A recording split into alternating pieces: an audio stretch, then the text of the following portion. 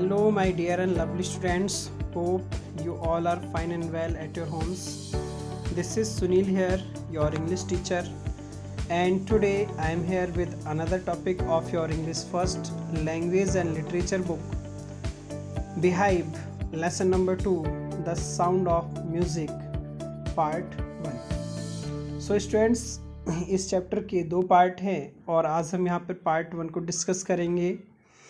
और पार्ट 1 में हम देखेंगे कि यहाँ पर जो स्टूडेंट्स पार्ट 1 में जो बेसिकली एक स्टोरी है, वो एक एवलिन ग्लेनी नाम की लड़की है, एक स्कॉटिश लड़की है, उसकी स्टोरी है यहाँ पर, जिसकी जो सुनने की जो शक्ति है वो भगवान ने छीन ली है, लेकिन उसको कुछ एक्स्ट्रा ऑर्डिनरी चीज़ें दे दी है, जिसकी वजह से वो म्यूज़िक को या साउंड को जिन चीज़ों को हम सुनते हैं वो उनको महसूस कर सकती है, और महसूस इतना कर सकती है कि हमसे कहीं ज़्यादा अच्छे तरीके से उनको वो महसूस कर सकती है थ्रू अपनी बॉडी के थ्रू उन चीज़ों को फील कर सकती है। That's why she expresses music so beautifully. यही कारण है कि वो म्यूज़िक को, जो संगीत है, उसको बहुत ही सुंदरता से, बहुत ही सुंदर तरीके से क्या करती है, प्रस्तुत करती है। तो चलिए स्टूडेंट्स, यहाँ पर हम इसी चैप्टर को पढ़ते हैं और पता लगाते हैं कि किस तरह से एक फिजिकल डिसेबिलिटी होने के बावजूद भी एक लड़की ने अपने जीवन में सफलता की कहानी लिख दी। तो चलिए स्टार्ट करते हैं स्टूडेंट्स। फर्स्ट पैराग्राफ है, ये कह रहे हैं, Rush hour crowds jostle for positioning on the underground train platform. Underground train platform है, इट मीन्स ट्रेन का जो प्लेटफॉर्म है वो अंडरग्राउंड है, और वहाँ पर काफ़ी ज़्यादा भीड़ भाड़ लगी हुई है और लोग एक दूसरे को धक्का मुक्की कर रहे हैं। और उसी बीच a slight girl looking younger than her 17 years was nervous yet excited as she felt the vibration of the approaching train. और उसी में एक स्लाइट लड़की, एक सीधी सी पतली सी लड़की है, और जो कि करीब दिखने में करीब 17 years की लग रही है। वो काफ़ी नर्वस है, लेकिन वो इस चीज़ को लेकर के एक्साइटेड भी है, क्योंकि जो ट्रेन आने वाली है उसकी वाइब्रेशन को क्या कर रही है, महसूस कर रही है। उसकी वाइब्रेशन को फील करके वो एक्साइटेड भी हो रही थी। और ये उसका फर्स्ट डे था, कहाँ पर, the prestigious Royal Academy of Music in London, जहाँ पर वो जा रही थी। और enough for any teenager fresh from Scottish farm, और ये वहाँ पर उसका फर्स्ट क्या था, एक तरह से परफॉर्मेंस थी। और किसी भी एक फ्रेश टीनेजर के लिए एक क्या होता, काफ़ी ज़्यादा फ्राइटनिंग होता है, थोड़ा सा भयभीत करने वाला होता है, फर्स्ट कोई भी उसका चांस होता है इस तरह का। But the aspiring musician faced a bigger challenge, लेकिन ये जो एस्पायरिंग म्यूजिशियन है, जिसको के अंदर म्यूजिक सीखने की चाह है, इसने अपने लाइफ में बहुत सारे चैलेंजेस को फेस किया, और सी वॉज प्रोफाउंडली डीप, और ये जो म्यूजिशियन है ये क्या है, डीप है। ओके स्टूडेंट्स, नेक्स्ट पढ़ते हैं सेकंड पैराग्राफ। ये कह रहे हैं कि Evelyn Glennie's loss of hearing had been gradual. ये कह रहे हैं कि जो एवलिन ग्लेनी की जो सुनने की जो शक्ति थी वो एक साथ ऐसा नहीं था कि बचपन से ही वो बहरी हो, डीफ हो, धीरे धीरे हुई, यानी धीरे धीरे वो डीफ हुई। हर mother remembers noticing something was wrong when the 8-year-old Evelyn was waiting to play the piano. इनकी मदर कुछ याद करते हुए बताती हैं और कहती हैं कि जब ये 8 years की थी तभी उनको पता चल गया कि कुछ इनके साथ, एवलिन के साथ गलत है, क्योंकि उन्होंने पियानो को प्ले किया और उसने किसी भी तरह कोई रेस्पॉन्स नहीं दिया। They called her name and she didn't move. वो पियानो बजा रही थी और उन्होंने तभी इसके नेम को लेकर के उसको कॉल किया, बुलाया, लेकिन उसने मूव नहीं किया। I suddenly realise she hadn't heard, said Isabel Glennie. उनकी मदर का नाम था इजाबेल ग्लेनी। तभी उनको ये इस बात को रियलाइज़ हो जाता है, वो समझ जाती हैं कि उसको सुनाई नहीं दे रहा। For quite a while Evelyn managed to conceal her growing deafness from friends and teachers, और काफ़ी दिनों तक धीरे धीरे जो एवलिन थी उसने अपनी इस डीफनेस को इट मीन्स उसकी जो ये श्रवण शक्ति थी, जो सुन नहीं पाती थी, उसने अपनी इस डीफनेस को काफ़ी दिनों तक अपने फ्रेंड से और टीचर से छुपाया। But by the time she was 11 her marks had deteriorated and her headmistress urged her parents to take her to a specialist। लेकिन जब वो 11 साल की थी तभी उसके जो मार्क्स थे, स्कूल में जो मार्क्स थे उसके काफ़ी गंदे आने लगे और बेकार मार्क्स आने लगे। तो उनकी जो हेड मिस्ट्रेस थी, जो प्रधान अध्यापिका थी, उन्होंने उनके पेरेंट्स से आग्रह किया, अर्ज किया कि आप इसको ले जाइए और किसी स्पेशलिस्ट को दिखाइए। It was then discovered that her hearing was severely impaired as a result of gradual nerve damage। तब यहाँ पर पता लगाया गया और पाया गया कि जो उसकी जो हियरिंग नर्व्स थी वो क्या हो चुकी थी, डैमेज हो चुकी थी और बेकार हो चुकी थी, इसलिए उसको सुनाई नहीं दे रहा था। They were advised that she should be fitted with hearing aids and sent to school for the deaf। और उन्होंने उनको एडवाइस किया कि इसको हियरिंग एड्स फिट करवा देने चाहिए इसके कान में, और इसको एक डीफ का जो स्कूल होता है वहाँ पर इसको भेज दिया जाना चाहिए। Everything suddenly looked black says Evelyn. और एवलिन कहती है कि जब उन्हें सब चीज़ों का पता चला तो उनके जीवन में एक तरह से अंधकार सा छा गया और सब कुछ उनके लिए क्या हो गया, ब्लैक हो गया। But Evelyn was not going to give up. लेकिन जो एवलिन थी वो कभी भी गिव अप करने वाली नहीं थी, वो त्यागने वाली नहीं थी। She was determined to lead a normal life and pursue her interest in music. और वो इस चीज़ को लेकर के बहुत ज़्यादा डिटरमाइंड थी कि वो एक नॉर्मल लाइफ जिए और अपना जो म्यूज़िक का इंटरेस्ट है उसको भी बना करके उसने रखा। One day she noticed a girl playing a xylophone and decided that she wanted to play it too। एक दिन की बात है, उसने नोटिस किया, उसने देखा कि एक लड़की जाइलोफोन बजा रही थी और उसने डिसाइड किया कि वो भी उसको बजाएगी। Most of the teachers discouraged her but percussionist Ron Forbes spotted her potential. बहुत सारे टीचर्स ने उसको डिस्करेज किया, उसको डीमोटिवेट किया कि तुम नहीं बजा पाओगी, तुम्हारे बस का नहीं है। लेकिन एक तबला बाजक थे जिनका नाम था रॉन फॉब्स, उन्होंने उसकी क्षमता को पहचाना और देखा। He began by tuning 2 large drums in 2 different notes. और उन्होंने 2 अलग अलग नोट्स में 2 बड़े बड़े ड्रम्स को, तबला को लेकर के अलग अलग नोट्स में बजाना शुरू कर दिया और उससे कहा, don't listen through your ears. अपने कानों के थ्रू बेटा, इनको अपने कानों के थ्रू मत सुनो। Try to sense it some other way. इनको कुछ अलग तरीके से, दूसरे तरीके से सुनने की कोशिश करो। Says Evelyn. एवलिन कहती है, suddenly I realised I could feel the higher drum from the waist up and the lower one from the waist down. और एवलिन कहती है कि तभी अचानक से मुझे ये एहसास हुआ, रियलाइज़ हुआ कि मैं वो जो तबला बाजक थे रॉन फॉब्स, जो ड्रम के नोट्स बजा रहे थे, उनके जो हायर ड्रम के नोट्स थे, जो डिफरेंट अलग अलग बजा रहे थे, जो हायर ड्रम के नोट्स थे, उनको वो महसूस कर रही थी अपने कमर के ऊपर वाले हिस्से से। और जो लोअर ड्रम के जो बीट्स थे, नोट्स थे, उनको महसूस कर रही थी अपने कमर के नीचे वाले हिस्से से। Forbes repeated the exercise and soon Evelyn discovered that she could sense certain notes in different parts of her body।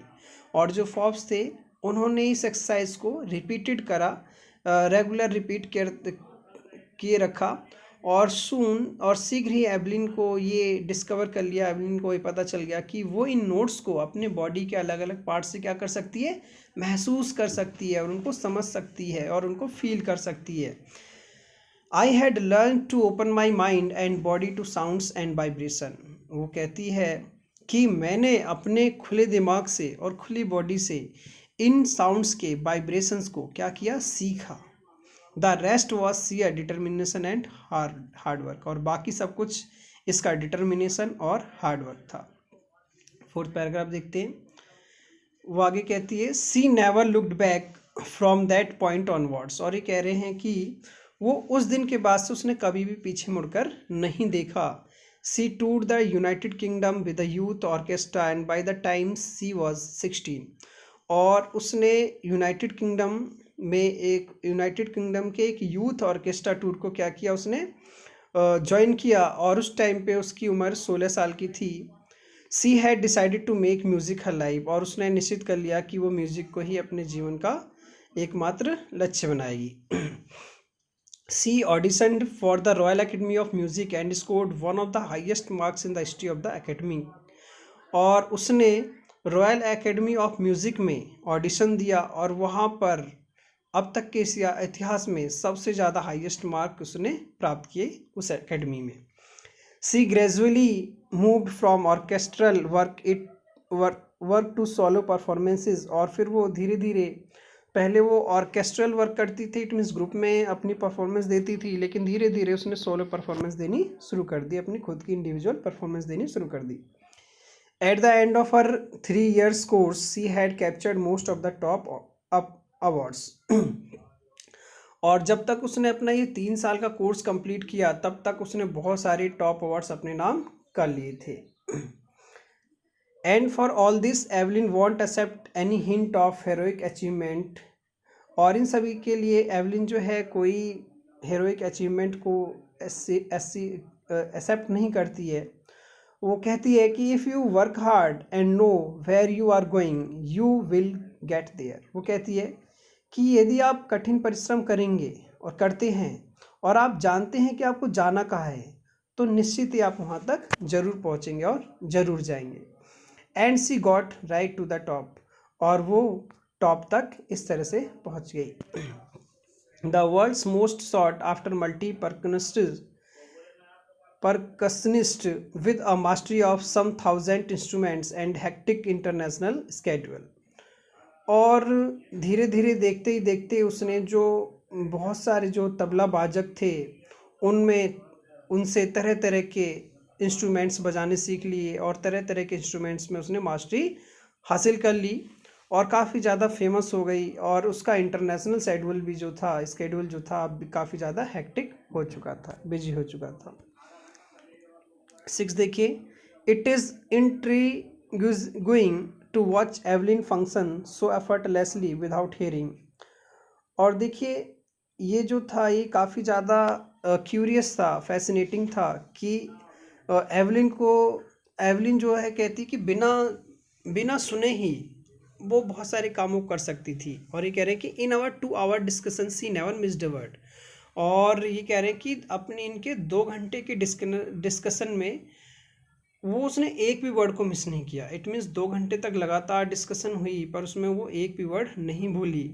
Man with बसी बियर्ड गिव मी ट्रबल सी लाफ्ड, और वो ये कहते हुए हंसती है कि जो आदमी लोग होते हैं ना, जो आदमी लोग हैं जिनकी लंबी लंबी दाढ़ी मूंछें होती हैं, उनसे मुझे काफ़ी ज़्यादा परेशानी होती है, और ये कह के वो हंसने लगती है।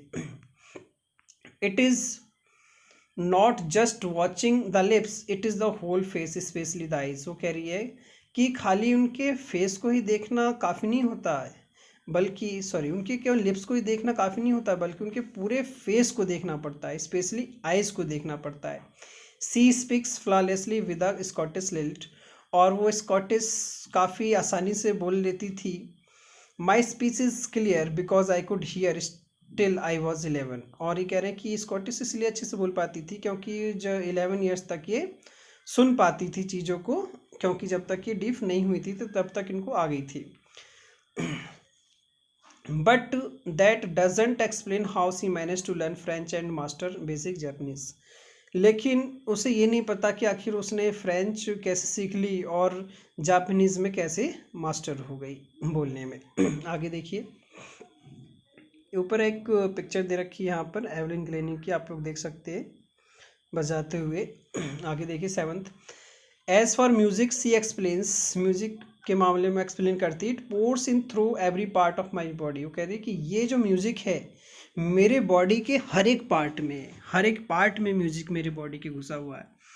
It tingles in the skin my cheek bones and even in my hair. ये कह रहे हैं कि ये मेरे किस में, स्किन में, मेरी त्वचा में, मेरे चीक बोन्स में, इवन मेरे हेयर में, मेरे बालों तक में घुसा हुआ है music. When she plays the xylophone, she can sense the sound passing of the stick into her fingertips. वो कह रहे कि जब जाइलोफोन को ये बजाती हैं तो वो उसके जाइलोफोन्स को सेंस कर पाती हैं, बजाने से लेकर के अपने फिंगर टिप उंगलियों तक। By leaning against the drums she can feel the resonance flowing into her body. और जब वो ड्रम तबले के नज़दीक जा कर के कानों से उसको सुनती हैं तो उसको वो अपने बॉडी के हर एक पार्ट में महसूस कर लेती है। On a wooden platform she removes her shoes so that the vibration passes through her bare feet and up her legs. और ये कह रहे हैं कि वुडन प्लेटफॉर्म पे, जो लकड़ी का जो प्लेटफॉर्म होता है, जब उस पर होती हैं तो म्यूजिक को महसूस करने के लिए, सुनने के लिए अपने शूज को उतार देती हैं और अपने नंगे पैरों से म्यूजिक को अपने उस लेग्स के थ्रू हर एक बॉडी पार्ट में महसूस करने की और सुनने की कोशिश करती हैं। नेक्स्ट देखिए, not surprisingly Evelyn delights her audiences. In 1991 she was presented with the Royal Philharmonic Society's prestigious Soloist of the Year award। और देखिए ये कोई आश्चर्य की बात नहीं है कि जो एवलिन की जो ऑडियंस थी, वो एवलिन की ऑडियंस हमेशा एवलिन के म्यूज़िक से खुश रहती थी, प्रसन्न रहती थी। और 1991 में एवलिन को एक अवार्ड मिलता है, Royal Philharmonic Society's prestigious soloist का ऑफ द ईयर का अवार्ड उसको मिलता है 1991 में। Says master percussionist James Blades, God may have taken her hearing but he has given her back something extraordinary. What we hear she feels far more deeply than any of us, that's why she expresses music so beautifully. और उसके जो master हैं जिनका नाम James blade है, जो एक तबला वादक है, वो कहते हैं कि भगवान ने उसकी सुनने की शक्ति जरूर छीन ली, लेकिन उन्होंने उसके बदले उसको कुछ एक्स्ट्रा ऑर्डिनरी चीज़ें दी, जिसकी वजह से जिन चीज़ों को हम सुनते हैं वो उनको महसूस कर सकती है और हमसे कहीं ज़्यादा डीपली तरीके से उनको क्या कर सकती है, महसूस कर सकती है, सुन सकती है। यही कारण है कि वो म्यूज़िक को बहुत ही सुंदरता से क्या करती है, एक्सप्रेस करती है, प्रकट करती है। आगे देखते हैं next paragraph. Evelyn confesses that she is something of a workaholic. I have just got to work, often harder than classical musicians. Evelyn कहती है कि वो एक वर्कहॉलिक है, इट मीन्स बहुत ज़्यादा काम करने वाली लड़की है। और वो कहती है कि मुझे काम करना बहुत ज़्यादा अच्छा लगता है, और इट मीन्स उसे काम बहुत पसंद था, और वो क्लासिकल म्यूजिशियंस जो थे उनसे भी कहीं ज़्यादा हार्ड वर्क करती थी। But the rewards are enormous, लेकिन रिवॉर्ड्स भी काफ़ी उसके पास आ चुके थे। Apart from the regular concerts, Evelyn also gives free concerts in prison and hospitals. इसके अलावा देखिए अपने रेगुलर कॉन्सर्ट्स के अलावा जो एवलिन थी वो फ्री कॉन्सर्ट्स भी करती थी। कहाँ पर? जेलों में जा कर के, हॉस्पिटल्स में जा कर के, कैदियों के लिए और पेशेंट्स के लिए भी फ्री कॉन्सर्ट्स किया करती थी। She also gives high priority to classes for young musicians, और वो यंग म्यूजिशियंस को भी हाई प्रायोरिटी की क्लासेस दिया करती थी। And रिचलिन of the बिथोवन fund for deaf children says, and रिचलिन जो कि डीफ चिल्ड्रन के बिथोवन फंड है, डीफ चिल्ड्रन के, यानी कि डीफ चिल्ड्रन के बच्चों का एक संस्था चलाते हैं। वो कहते हैं कि she is a shining inspiration for deaf children. वो कहते हैं कि ये जो है डीफ बच्चों के लिए एक साइनिंग इंस्पिरेशन है, इट मीन्स चमकता हुआ प्रेरक है, उभरता हुआ सितारा है। They see that there is nowhere that they can't go, और वो कहते हैं कि देखिए ऐसी कोई जगह नहीं जहाँ की वो नहीं जा सकते, नहीं पहुँच सकते हैं। एक देख सकते हैं, आप लोग खुद भी महसूस कर सकते हो कि एक ऐसी लड़की जिसके अंदर इतनी बड़ी फिजिकल डिसेबिलिटी है कि वो सुन नहीं सकती, उसके बावजूद वो इतनी बड़ी म्यूजिशियन होती है कि उसने अपने एज के बहुत सारे लोगों को टक्कर देते हुए बहुत सारे अवार्ड्स अपने नाम किए। 10th पैराग्राफ देखिए। Evelyn Glennie has already accomplished more than most people twice her age, और ये कह रहे हैं कि एवलिन ग्लेनी ने अपनी उम्र से दुगने लोगों को भी काफ़ी टफ कंपटीशन दिया और उनसे काफ़ी ज़्यादा आगे निकल गई। She has brought percussion to the front of the orchestra and demonstrated that it can be very moving. She has given inspiration to those who are handicapped, people who look to her and say if she can do it I can, and not the least she has given enormous pleasure to millions. और देखिए, और ये परकुशन को orchestra के सामने लेकर के आई और इन्होंने इन सब चीज़ों को करके दिखाया और सबको बताया भी, और इसके अलावा ये बहुत सारे हैंडीकैप्ड लोगों के लिए क्या है, एक बहुत बड़ी प्रेरणा का क्या है, स्रोत है, इंस्पिरेशन का क्या है, एक रिसोर्स है। लोग इनको देख कर के कहते हैं कि अगर वो कर सकती है तो हम भी कर सकते हैं। कौन से लोग? जो डिसेबल्ड हैं, जो हैंडीकैप्ड हैं किसी न किसी तरीके से, उनके लिए बहुत बड़ी क्या है, मोटिवेटर है, इंस्पिरेशन है। उनका क्या मानना है, कहना है कि अगर ये कर सकती है तो हम भी कर सकते हैं। और ये कोई बड़ी बात नहीं है कि एवलिन ने अपनी परफॉर्मेंस से बहुत सारे हज़ारों और लाखों लोगों को क्या किया है, खुश किया है, उनको प्लेजर दिया है, खुशी दी है, हैप्पीनेस दी है। सो स्टूडेंट्स, इस तरह से हमारा चैप्टर यहाँ पे फिनिश हो जाता है। ये जो पार्ट 1 था एवलिन गिलेनी के ऊपर, ये डेब्रो काउली ने लिखा था, ये इसके राइटर हैं। और इस तरह से यहाँ पे स्टूडेंट्स आपका चैप्टर फिनिश हो जाता है। ये इसके कुछ क्वेश्चन आंसर हैं। फर्स्ट पार्ट में 2 क्वेश्चन है, सेकंड पार्ट में 2 क्वेश्चन है, और थर्ड पार्ट में 1 क्वेश्चन है। आप लोगों का ये होमवर्क रहेगा, देख सकते हैं, आप लोगों को ये करना है। तब तक के लिए bye bye, see you, take care. मिलते हैं नेक्स्ट वीडियो में इस चैप्टर के पार्ट 2 में। ओके स्टूडेंट्स, तब तक के लिए bye bye, see you, take care. Thank you so much for listening me carefully. Bye bye.